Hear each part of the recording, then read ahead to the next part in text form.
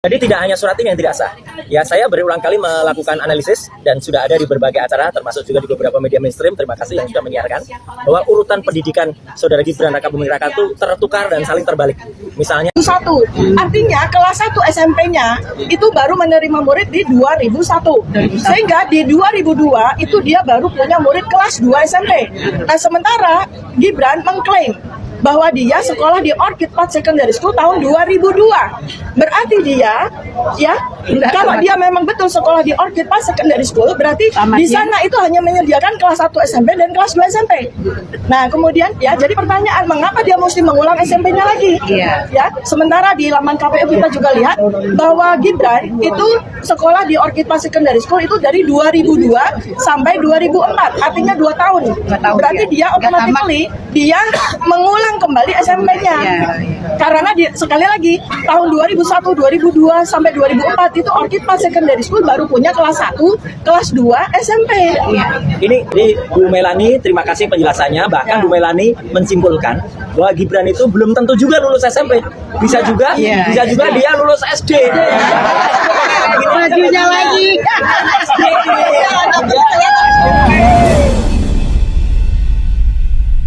Secara naratif, karena kami juga sampai dengan hari ini semua, saya kira seluruh rakyat Indonesia itu belum pernah melihat sertifikat kelulusan dia dari Orchid Park Secondary School, ya. Dan supaya rakyat semua tahu bahwa Orchid Park Secondary School itu adalah jenjang SMP, jenjang SMP, ya, supaya tahu kalau metode pendidikan atau hierarki pendidikan di di Singapura itu berbeda dengan di Indonesia. Kalau di Singapura itu jenjang pendidikan dasar dan menengah itu mengenal pertama adalah primary school, kalau di Indonesia itu SD. Dan kemudian secondary school, ya, secondary school. Jadi Orchid Path Secondary School itu adalah SMP. Nah, terus ada fakta atau data yang lebih jelas lagi adalah Orchid Path Secondary School itu didirikan tahun 1999 dan kemudian baru mulai operasional 2001. Artinya kelas 1 SMP-nya itu baru menerima murid di 2001. Sehingga di 2002 itu dia baru punya murid kelas 2 SMP. Nah, sementara Gibran mengklaim bahwa dia sekolah di Orchid Path Secondary School tahun 2002. Berarti dia, ya, kalau dia memang betul sekolah di Orchid Path Secondary School, berarti di sana itu hanya menyediakan kelas 1 SMP dan kelas 2 SMP.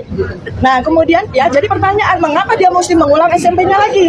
Ya, sementara di laman KPU kita juga lihat bahwa Gibran itu sekolah di Orchid Path Secondary School itu dari 2002 sampai 2004, artinya 2 tahun. Berarti dia automatically dia mengulang kembali SMP-nya. Karena sekali lagi tahun 2001, 2002 sampai 2004 itu Orchid Path Secondary School baru punya kelas 1, kelas 2 SMP. Ini sebenarnya saya tambahin sedikit, nanti silakan teruskan lagi. Ada penjelasan sangat bagus dan ilmiah dari yang namanya Dr. Marian Wittenshoorke. Melani Wittenshoorke. Ya, itu benar. Bukan mensesatkan seperti Inalim atau siapa itu yang membuat sesat, ya. Jadi Bu Melani, terima kasih penjelasannya. Bahkan Bu Melani menyimpulkan bahwa Gibran itu belum tentu juga lulus SMP. Bisa juga dia lulus SD. Majunya lagi.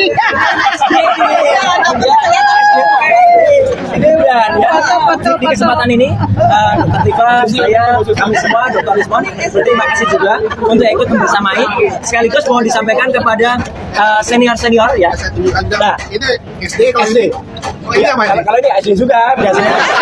Kepada salah seorang dari wakil purnawirawan prajurit TNI ada di sini. Mohon ini bisa jadikan bahan juga, Bapak-bapak. Kemudian wakil dari Forum Diaspora Indonesia, tadi ada Pak Agus tadi, ya, yang juga akan menyampaikan. Nah, jadi artinya kita tidak sendirian, kita banyak itu. Jadi sekali lagi, ya, sudahlah. Kalau memang pendidikanmu itu SD, ya, SD aja pakai dasi merah, tulisan SD kayak gini, ya, nggak usah gaya-gaya.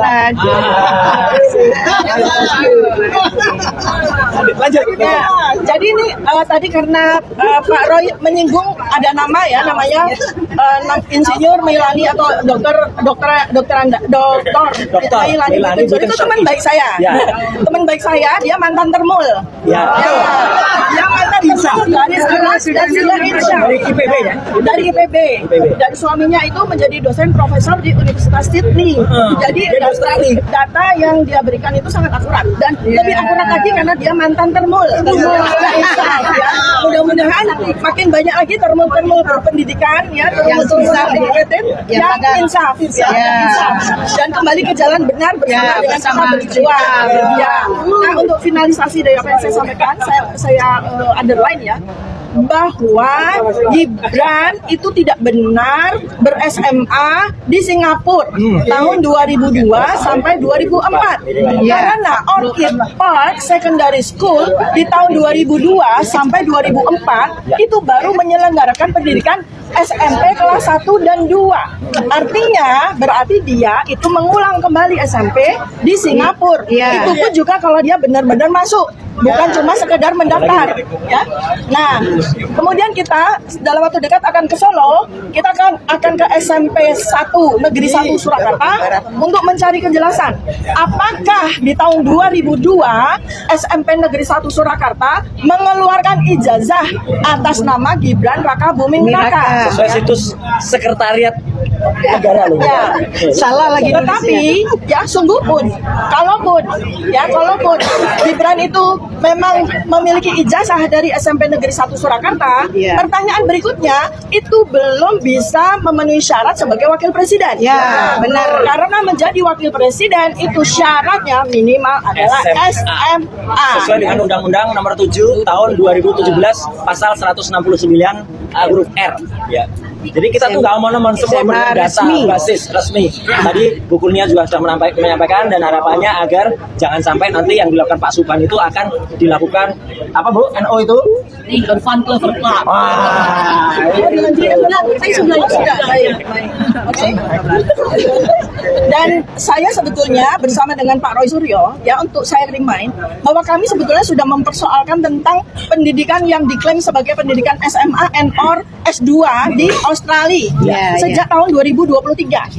Kami sudah berdua, bahkan Gibran sendiri sudah menyinggung pada waktu ulang tahun Narasi TV bersama Najwa Shihab ya, dia menyinggung ada dua tokoh yang mempersoalkan ijazah saya. Bapak dan Ibu itu. Bapak dan Ibu itu, dan kemudian pada waktu di acara dua tokoh itu maksudnya saya dengan dan secara kebetulan juga karena anak kami juga kuliah di Australia sehingga kami sangat memahami bagaimana requirement, bagaimana persyaratan untuk bisa kuliah di Australia, termasuk kemudian mengikuti kelas foundation yang seperti yang diklaim diikuti oleh Gibran di UTS InSearch. Nah, untuk diketahui bahwa UTS InSearch itu adalah lembaga informal yang dibangun oleh UTS untuk memberikan fasilitas kepada calon-calon mahasiswa yang meminati untuk masuk ke UTS. Nah, tentu saja kalau ada calon mahasiswa yang ingin ikut di UTS, itu sebelum masuk UTS InSearch, itu dia harus mengikuti atau melampaui requirement IELTS. Ya, IELTS di Australia itu tinggi sekali, ya 7,5 malah kalau di Australia ya. Dan kemudian TOEFL-nya itu pasti di atas 600. Ya, saya juga sudah konfirmasi dengan teman-teman yang ada di Australia. Ya, nah sekarang pertanyaannya dari sisi neuroscience behavior, apakah Anda semua rakyat Indonesia melihat kemampuan bahasa Inggris, narasi bahasa Inggris Gibran Raka Buming itu cocok benar dengan seseorang dengan IELTS 7,5 atau di atas 600. Nah, itu kan bahasa Indonesia kita bisa lihat saja ya seperti itu. Jadi lalu kemudian kami lanjutkan bahwa UTS InSearch berdasarkan penelitian kami sejak tahun 2023 itu hanyalah lembaga kursus. Dan itu berlangsung secara 6 sampai 8 bulan. Ya. Kalau sampai di KPU itu Gibran atau KPU ya kita katakan itu menulis bahwa Gibran mengikuti UTS InSearch 3 tahun, itu ngapain aja? Ya. Tanya untuk apa dia mengikuti UTS InSearch selama 3 tahun. Jadi ini adalah sesuatu data-data yang perlu sekali untuk kita lakukan penelitian. Sekali lagi, kami bertiga bersama dengan teman-teman semuanya, para pejuang semuanya, itu tidak melakukan pencemaran nama baik, tidak melakukan fitnah. Kami sedang melakukan penelitian terkait dengan riwayat pendidikan Gibran Raka Buming. Sebab kalau ternyata riwayat pendidikannya menghasilkan simpulan hanya memiliki ijazah SD, maka kita semua punya hak untuk memasukkan Gibran. Ijazah Gibran ini benar-benar jadi polemik yang sangat berkepanjangan ya. Saat ini dipersoalkan oleh beberapa pihak, salah satunya yaitu dari pihak Roy Suryo dan kawan-kawan. Nah, tentunya hal ini sangat menjadi pertanyaan besar masyarakat. Kenapa ijazah Gibran dipermasalahkan? Ada apa sebenarnya?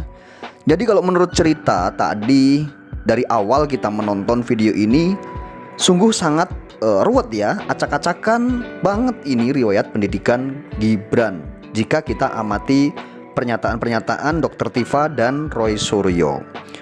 Ini jadi keraguan-keraguan masyarakat ini mulai timbul dari perkataan-perkataan Roy Suryo yang memang menggunakan data tersebut juga didapat dari KPU, didapat dari beberapa pihak tentunya. Tidak serta-merta Roy Suryo mengatakan bahwa Gibran tidak lulus atau Gibran menempuh pendidikan itu tidak selesai, itu tidak serta-merta. Tentunya ini ada sebabnya dan ada data-datanya. Nah, masyarakat mau percaya yang mana? Silahkan sekarang masyarakat yang menilai ya. Karena jika memang ini tidak bermasalah dan tidak ada tanda-tanda bermasalah, tentunya tidak mungkin ya warga atau masyarakat ini menggugat seperti Pak Subhan menggugat perdata ya. Gibran ini digugat ijazahnya sampai 114 triliun. Bukan main-main nilainya ya. 114 miliar bukan 114 triliun. Nah, ini juga kan tentunya jadi pertanyaan. Kenapa bisa digugat?